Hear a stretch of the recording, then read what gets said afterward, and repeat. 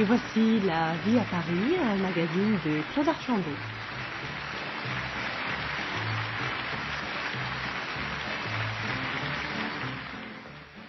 Adamo, aujourd'hui nous avons 3 raisons de nous rencontrer et pour une fois c'est une vedette qui vient à nous. Nous enregistrons exceptionnellement à l'ORTF, ce qui est assez rare. En général nous nous déplaçons toujours à Paris.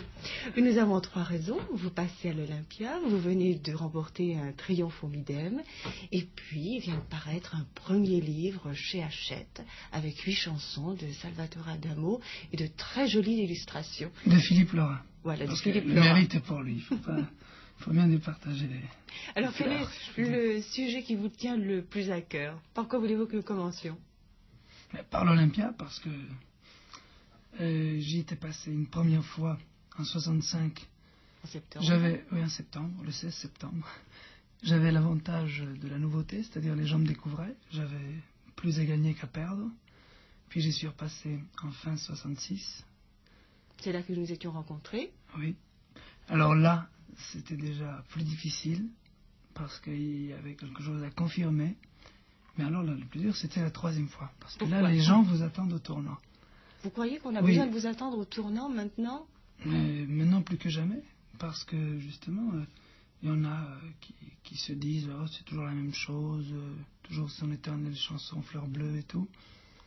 Alors que j'ai voulu montrer, je ne sais pas si j'ai réussi, que la chanson, le terme populaire ne doit pas être péjoratif. C'est-à-dire, on ne peut pas dire que la chanson populaire est de la mauvaise chanson, comme beaucoup le croient. Non, la chanson populaire, et d'ailleurs bien des vedettes nous l'ont dit, elle est populaire parce que justement nous la fredonnons. Et la chanson, le but d'une chanson, c'est d'être sifflotée en rue, je crois. Et je savais que j'avais un public populaire et j'ai voulu tenter l'expérience de les amener vers d'autres sentiers. Et finalement, j'ai sorti des chansons peut-être moins faciles, je ne sais pas. Elles sont moins faciles à retenir. Ça, et finalement, le public m'a suivi et je suis très heureux. Nous les fredonnerons peut-être un peu moins vite, mais comme nous les entendrons beaucoup. Mais je crois que j'ai gardé quand même la même simplicité dans les mélodies. Je n'ai pas fait des échafaudages musicaux exagérés, c'est toujours là. Mais j'ai peut-être... je sais pas, c'est peut-être prétentieux de le dire, mais j'ai essayé d'aller plus loin dans les textes. C'est ce que j'allais vous dire, elles m'ont paru plus travaillées. Aussi bien non, je ne peux pas dire que je les travaille plus. C'est-à-dire que j'ai 25 ans maintenant. Vous avez peut-être fait des progrès? J'ai mûri peut-être, mais je ne peux pas dire que je travaille plus mes chansons, parce que même mes chansons du début, qui étaient peut-être plus simples, j'essayais de les soigner, j'y mettais tout mon cœur, comme pour celle-ci. Vous écrivez vite? Quand j'ai l'idée bien précise, il y a quelqu'un qui l'a dit avant moi, Boileau, tout ce qui se conçoit bien s'énonce clairement, et les mots pour le dire arrivent aisément. Vous chantez 15 chansons à la 16. 16. Vous êtes peut-être venu à une matinée où nous sommes obligés de couper une chanson. Alors c'est possible que je... pour vous écouter. Non, mais c'est la première fois que je... Les premières matinées, je n'ai pas coupé, mais finalement les musiciens sont pleins, et ils n'ont pas tout à fait tort, c'est qu'on enchaîne 2 matinées, une soirée dimanche, et ils n'ont pas le temps d'aller manger. Et vous avez même fait un télédimanche? J'ai fait un télédimanche en plus, oui. Vous ne recueillez pas et une répétition le matin. Combien de temps avez-vous mis pour préparer ce tour de chant de l'Olympia? Vous l'aviez rodé déjà auparavant? J'avais rodé certaines chansons en tournée cet hiver, et puis en dernière minute j'en ai écrit d'autres. J'ai fait faire les arrangements, et finalement elles sont arrivées à l'Olympia tout à fait neuves et complètement inédites. Et il y a une chanson choc qui va peut-être marquer un tournant également dans votre répertoire, sont les gratte-ciel. Oui. C'est un thème que j'avais déjà abordé dans Le Néant. Là, c'était l'homme tout petit par rapport au gratte-ciel, à l'écrasement qu'il ressentait. Et puis maintenant, j'y suis retourné à New York et j'ai pris conscience de tout ça. Et finalement, je ne veux pas dire que je me suis adapté, mais enfin, j'ai admis ces gratte-ciel, mais je les ai fait vivre. Je les ai fait, je dis que deux gratte-ciel se sont mis à jouer à la guerre et ils sont tellement pris au sérieux qu'ils ont joué vraiment et qu'ils ont oublié de rire. C'est grave. Le fait que vous avez voyagé, que vous avez vu beaucoup de pays, que vous avez rencontré beaucoup de personnalités, a certainement une influence sur votre manière d'écrire. Enfin, vous n'êtes plus le même, obligatoirement. Vous avez appris beaucoup de choses. J'ai appris beaucoup de choses. Je suis obligé d'être moins naïf et je le regrette bien. Mais ce ne sont pas les personnes que j'ai rencontrées qui m'ont influencé, c'est surtout des choses que j'ai vécues, les voyages. Et puis maintenant, je suis obligé de vivre en vedette, si je puis dire. Et Vous êtes obligé, ça ne vous plaît donc pas? J'ai toujours essayé justement d'abolir ce sens d'exaltation du public vers la vedette. On le met toujours sur un piédestal, j'aime pas, je me sens mal à l'aise. C'est pourquoi, après chaque tour de chant, je dédicace pendant 1 heure pour voir les gens pour lesquels j'ai chanté. Et justement, dans ce métier, il m'arrive des choses qui ne me seraient jamais arrivées si j'étais resté professeur de langue ou autre chose. Par exemple, j'ai écrit La vieille, l'idole et les oiseaux. J'ai été obligé de déranger pour faire une photo une dame qui, tranquillement, vivait avec ses rêves et qui donnait du pain à des oiseaux qu'elle croyait à elle. Et j'étais très triste d'insister pour que les oiseaux reviennent pour faire une bonne photo. Et c'est une très jolie chanson. Merci. Que nous allons écouter d'ailleurs. Flanqué de reporters, photographes et gorilles, je paradais très fier au jardin des Tuileries, assise sur un banc, une vieille en haillons donnait de son pain blanc à des oiseaux gloutons. Ah, dit le photographe, quel merveilleux tableau, approche-toi mais fais gaffe, n'effraie pas les oiseaux. Je m'approchais du banc, mais les petits pierrots, ça pose pas gentiment, ça s'envole aussitôt. Pardonnez-moi, madame, je ne suis qu'une pauvre idole et j'ai vendu mon âme à la gloire frivole. Je dois vous déranger pour la photographie, je dois vous demander un peu de votre mire. Les oiseaux reviendront, se poseront sur ma main, et ce sera tout bon pour saluer les copains. Monsieur, détrompez-vous, ça fait 10 ans que je viens. Les oiseaux sont pas fous, ils me connaissent bien. Ils m'appellent Nono, ils mangent dans ma main, mais n'iraient pas chez vous au comble de leur faim. La vieille bon gré mal gré me donna de son pain. J'étais pas rassuré quand je tendis la main. Pardonnez-moi, madame,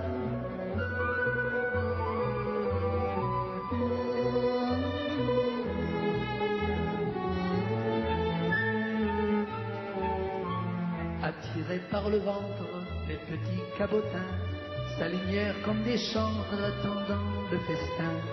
Oui, les petits oiseaux revinrent tout confiants. Certains faisaient le beau pour passer en gros plan. La vieille s'élevait, a pris son baluchon, puis elle s'est retournée et en baissant le front, elle m'a regardé, des larmes dans les yeux. Que l'on m'eût poignardé, je m'en sentirais mieux. Et la vieille meurtrie, titubant, pas à pas, a traîné ses guenilles du côté de l'Alma. Pardonnez-moi, oh madame,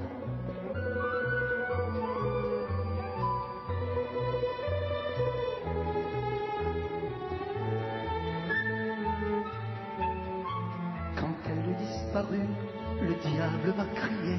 C'est toi qui l'as voulu, c'est toi qui l'as poussé à se passer au cou, le monde au bout d'une chaîne, et sauter de dégoût dans l'oubli de la Seine. Mais moi, déchu perdu, moi, le briseur de rêve, je me serais pendu, c'est la mort la plus brève. J'ai couru comme un dingue, crachant sur le démon, jusqu'à ce que je distingue une ombre sous le pont. Et au bord de la Seine, de joie j'ai fait des ponts. mer, la vieille sereine causait aux petits poissons.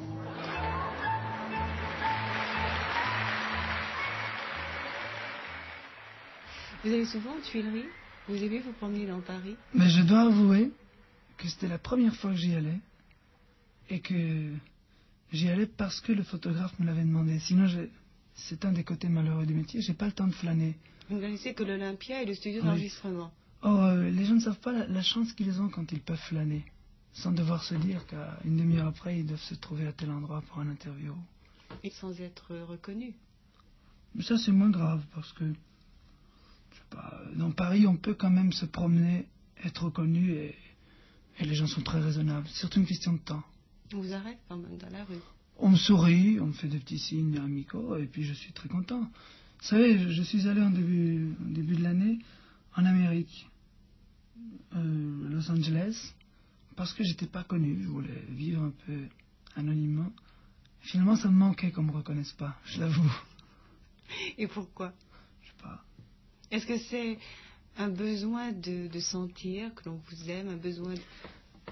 Vous sentez que Non, vous voilà affirmez? Voilà ce qui s'est passé exactement. J'étais habitué aux marques de sympathie du public. Je ne cherchais pas là les mêmes manifestations du public, mais enfin, j'étais étranger, j'aurais voulu qu'on m'admette dans certains cercles comme un ami, sans savoir qui j'étais. Finalement, j'ai remarqué que c'était très dur de se faire des amis quand on connaît personne. Et c'est ça qui me gênait.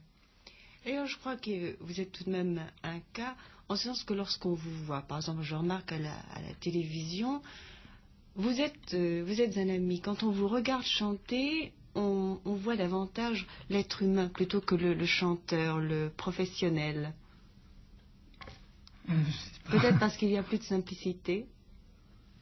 C'est à vous, je ne peux pas me juger moi-même, parce que si jamais je me rendais compte d'une attitude que j'ai sur scène, et je pourrais la trouver amateur, et j'aurais peut-être tendance à me corriger, alors que je préfère ne pas me voir sur scène.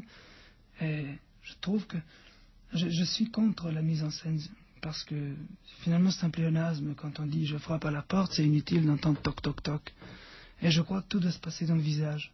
C'est l'avantage de la télé, pour les gros plans. Et tous les chanteurs ne sont pas agréables à regarder. Vous me regardez, vous, de temps en temps? Lorsque l'émission n'est... Ça m'arrive, oui, ça m'arrive de me voir, oui. Mais je suis mal à l'aise en me regardant. Pourquoi? Je trouve que j'ai des tics. Et si je devais prendre le temps de me corriger, j'aurais beaucoup à travailler. C'est pour ça que je préfère ne pas me regarder. Pourquoi remerciez-vous le public après chaque chanson? Parce que c'est la récompense du chanteur d'être applaudi. Et quand ils le font, c'est la moindre des choses de leur dire merci. Et aimez-vous que le public reprenne en chœur avec vous? Il y a certaines chansons où automatiquement le public est dans le coup. Oui, certaines chansons, je veux créer une ambiance familiale, où tout le monde chante, mais il y en a d'autres où je préfère que les gens écoutent. Comme dans La vieille, l'idole et les oiseaux, il y a des soirs où le public commence à taper des mains, et je leur fais signe. Ils l'admettent. Enfin, je prends un risque en leur disant de ne pas taper des mains, mais ils le prennent très bien et ils se taisent. Revenons à l'Olympia. L'Olympia, c'est gagné. Bon, c'est beaucoup dire. Enfin, ça a bien marché, quoi. Il faudra remettre tout en question dans un an ou deux. Et n'est-ce pas là, justement, le secret de la réussite, de tout savoir remettre en question? Maintenant, j'ai eu la chance, j'ai eu une période d'inspiration qui m'a mené ailleurs que dans mon répertoire habituel, mais il n'est pas dit que dans 2 ans, je saurai encore me renouveler. Pourquoi? On ne sait jamais. Je fais jamais de projet, moi. Je ne peux pas me dire aujourd'hui, dans 2 ans, j'aurai des chansons différentes. Est-ce que vous travaillez différemment pour le disque et pour la scène? Mais cette fois-ci, justement, on est parti de la scène. J'ai d'abord créé les chansons à l'Olympia, et maintenant je suis en train d'enregistrer pour le disque en studio. Vous n'avez pas fait un enregistrement public? Si, Si. Il y a un 33 tours public qui sort de ces jours-ci, mais en plus, ils vont les 45 tours studio. Et je suis en train de travailler maintenant d'après les observations qu'on a eues sur scène et tout, les petits contre-champs qui marquent ou qui ne marquent pas. Et puis il y a le Midem, auquel vous êtes allé en voyage éclair au cours de votre tour de chant à l'Olympia. Vous avez rapporté des lauriers. Pourquoi? Enfin, on m'a remis un trophée, oui. Oui, mais c'est le 3e, non? Oui, c'est le 3e. Vous n'avez pas les trophées? Si, et comment? Justement, c'est une chose à laquelle on ne s'habitue pas parce que c'est chaque fois une émotion renouvelée, parce qu'il y a la lutte de tout un an de travail. Et je suis très heureux. Je ne vais pas dire que je suis blasé, non, et je souhaite encore en avoir, j'espère. Et ce fameux livre qui vient de sortir, qui est un recueil de 8 chansons pour les enfants, illustré pour les enfants par Philippe Laurin. Qui est Philippe Laurin? Philippe Laurin, maintenant je peux dire que c'est un ami, mais au départ c'était un monsieur qui avait été chargé par Hachette de faire une collection. Les grands albums. Les grands albums, les chansons de certains auteurs illustrés pour les enfants. Sur une idée qui lui avait été donnée par sa petite fille, d'ailleurs, je crois. Oui, il a déclaré ça, oui. Qui un jour était toute triste et a demandé à son père, je crois, de lui chanter ou de passer un disque d'Adamo. Ça, c'est sa légende. Elle peut être vraie, c'est très gentil d'ailleurs. Mais moi, j'étais très touché quand on choisisse mes chansons pour les raconter aux enfants, parce que c'est très difficile de se faire aimer par les enfants. Les enfants ne vous aiment pas? Je crois que j'ai depuis pas dit que vous ça. êtes un chanteur, les enfants vous aiment. Mais Vous devez justement, le je savoir. suis heureux, mais... Donc c'est un peu normal. C'est une concrétisation, parce que les enfants, vous savez, c'est assez fuyant. On a l'impression qu'ils vous aiment, et puis au dernier moment, ils vous lâchent. Et finalement, le fait... Parce que quand il a décidé de choisir mes chansons, c'est qu'il a dû faire, c'est un terme que j'aime pas beaucoup, mais enfin une étude de marché.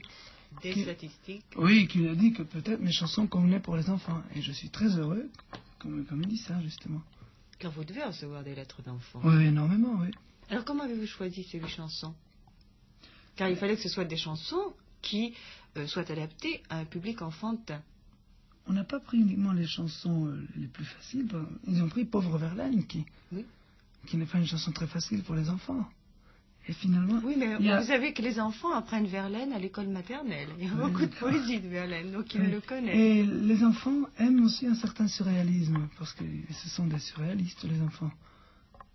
Et on a pris... Pour le prochain, je crois qu'il y en aura un prochain, j'espère, demain, on prendra Chansons en rondelles et les gratte-ciels. Je ne sais pas si vous imaginez, mais raconter les gratte-ciels à des enfants, il faut oser. C'est la plus sombre histoire depuis qu'un gravé dans les voiles d'Américains.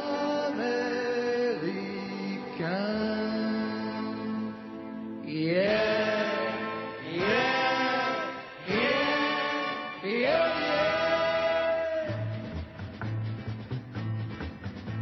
Un jour de gratte-ciel, ne sachant pas que faire, un jour de gratte-ciel, on jouait à la guerre. Ils ont joué si bien, ils oublièrent de rire. Ils ont joué si bien qu'on aurait bien pu dire qu'il ne leur manquait plus que l'un de soit noir de peau, le jaune étant exclu. C'eût été bien trop beau qu'il ne leur manquait plus que ces détails infimes pour qu'entre les deux têtus se creusât un abîme. Yeah, yeah, yeah, yeah, yeah.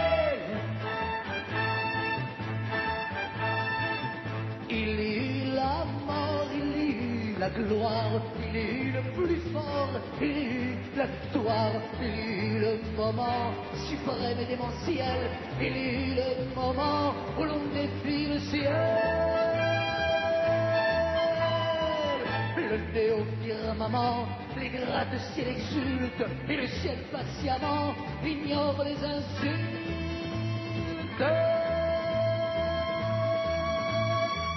Mais vient l'heure où dans le ciel la vérité se dévoile et vient noyer les gratte-ciel sous une pluie d'étoiles.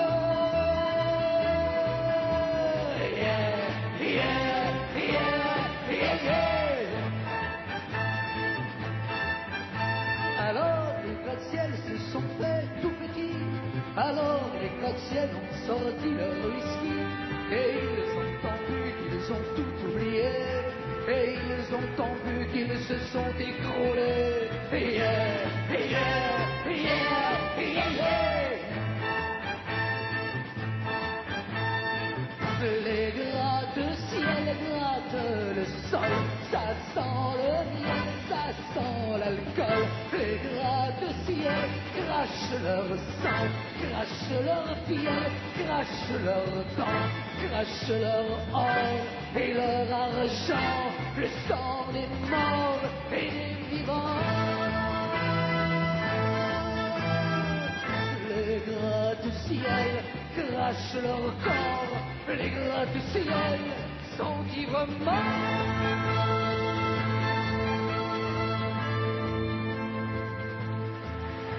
Alors qu'ils ont vu la couleur de la gloire, alors qu'ils ont su le secret des victoires, alors qu'ils ont vu le soleil du néant, alors ils ont vu comme un grand trou béant. Et ils se sont pendus.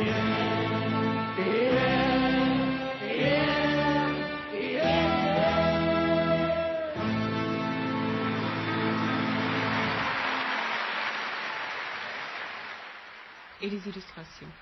Les illustrations, ça c'est tout le talent de Philippe qui intervient là. Moi j'ai beaucoup aimé, je trouve ça merveilleusement bien dessiné. Et les enfants vont être ravis là. Est-ce que vous n'avez pas l'intention, peut-être maintenant, d'écrire des contes pour les enfants? Je crois pas que j'en ai le talent. Je n'ai pas encore écrit, si je puis dire, à longue durée. Je fais peut-être des chansons qui durent plus longtemps que les autres, comme Les Gratte-Ciel ou La Vieille qui dure 5 minutes, mais... Vous permettez, monsieur, c'est très long aussi. Non, vous permettez, Non. monsieur, non. C'est normal, 3 minutes. Est-ce que vous espérez que les enfants vont apprendre vos chansons, les réciter comme des fables? Oh là là, ça, là, je serais vraiment heureux le jour où ils le feront, mais... Mais vous le souhaitez? J'aimerais beaucoup. À Mais... l'amour dans les écoles, pourquoi pas? À l'amour, vous ne pouvez pas vivre sans projet. Qu'est-ce que vous avez derrière la tête en ce moment? Pas de film? Si, avec Serge Corbert. Oui, de toute façon, je vais tourner avec Serge Corbert, mais on cherche le scénario. On s'est lancé dans diverses aventures et finalement c'est tombé à l'eau. On en a beaucoup parlé dans la presse. Les algues bleues. Mais la vraie raison, c'est que, bon, je vais être honnête, c'est que les producteurs ont trouvé que le thème n'était pas commercial. Ah. Oui, c'était une histoire trop poétique. Vous allez retrouver les mêmes problèmes que dans la chanson au Exactement, début. oui. Vous êtes poursuivi. Oui. Qu'est-ce que vous aimeriez tourner, vous? Les algues bleues. Non, j'aurais aimé tourner, par exemple, le personnage de Anaïf. Certains personnages de Pierre et Tex. Ou alors, le dernier truc pour les baisers volés, j'aurais aimé tourner le rôle de Jean-Pierre Léola.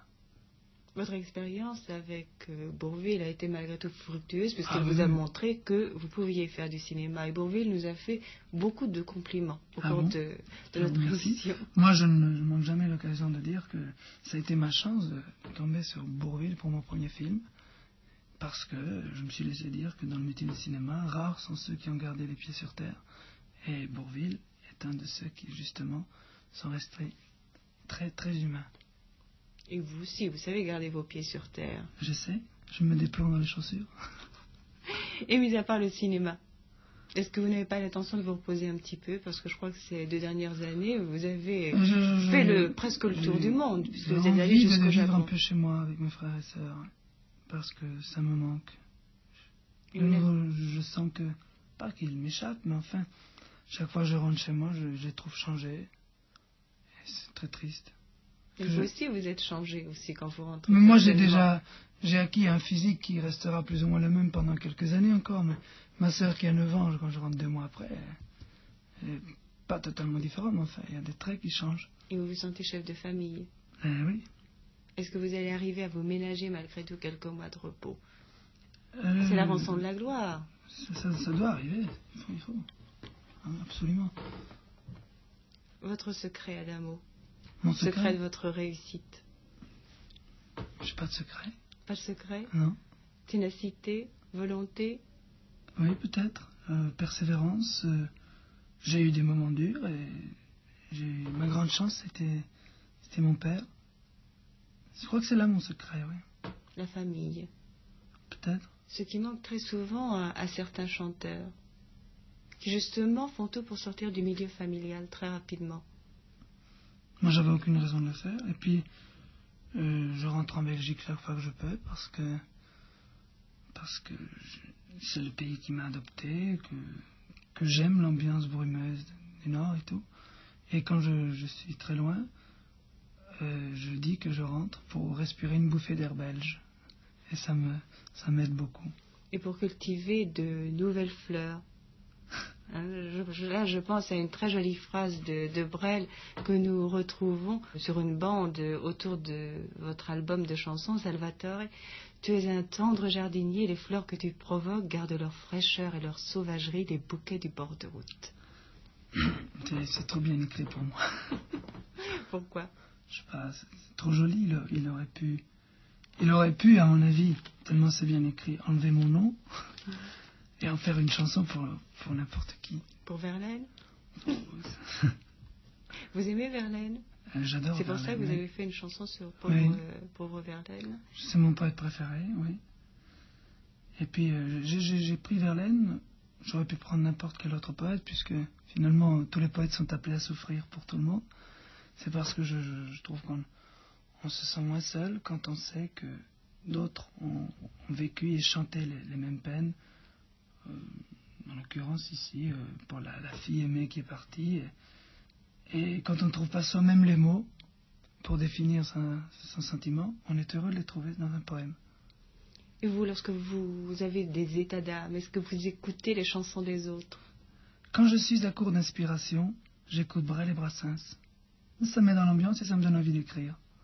Oui, nous n'allons pas nous quitter tristement, mais nous allons quand même nous quitter sur Pauvre Verlaine. Oh là là. Au revoir alors. Au revoir.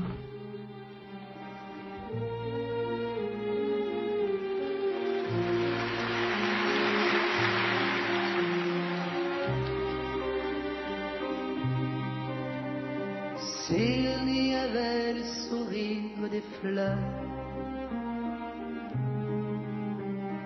à quel soleil chaufferais-je mon cœur? Sans toi. S'il y avait la chanson de la pluie qui bercerait mon cœur qui se languit, de toi,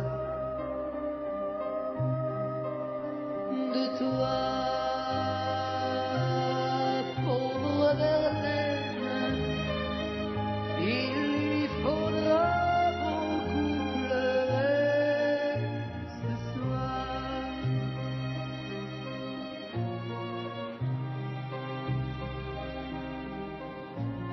Je me souviens, le ciel était en pleurs et ça hurlait les violons du malheur. Sans toi. Mais tu as peint ma vie à ta douceur et un grand feu jaillit dans mon cœur. Avec toi, tu as cueilli tous mes rêves d'enfant pour les bercer sur les ailes du vent.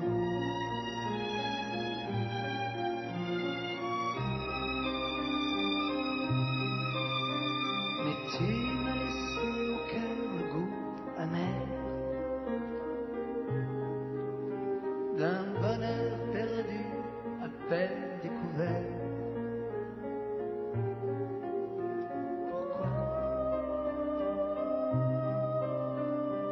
Tu es venu comme dame fortune, tu es parti sur un rayon de lune. Pleure Verlaine les amours blessés, pleure Verlaine les cœurs délaissés. Pour moi, pauvre Verlaine, il lui faudra beaucoup pleurer ce soir.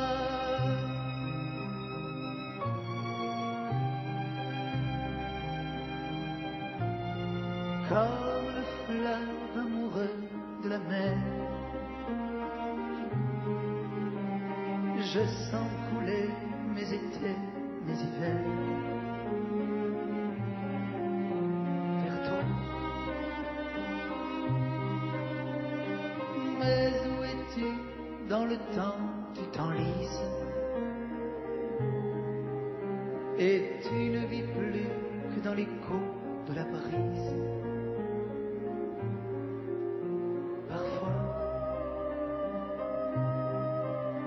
Parfois, pauvre Verlaine, il faudra beaucoup pleurer ce soir.